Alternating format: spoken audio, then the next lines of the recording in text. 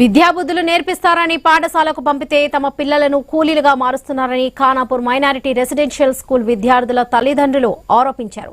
Hostel సిబ్బంది సుమారు kilometre దూరంలో ఉన్న వాగు నుంచి స్కూల్ వరకు విద్యార్థులతో పాల ప్యాకెట్స్ మోయిస్తున్నారని మండిపడుతున్నారు. హాస్టల్లో అన్ని పనులు పిల్లలతో చేస్తున్నారంటూ గతంలో కూడా సిబ్బందిపై ఫిర్యాదులు వచ్చినా కూడా అధికారులు పట్టించుకోవడం లేదని ఆరోపించారు. ఇప్పటికైనా సిబ్బందిపై చర్యలు తీసుకుని ఇలాంటి ఘటనలు మళ్లీ జరగకుండా చర్యలు తీసుకోవాలని కోరుతున్నారు.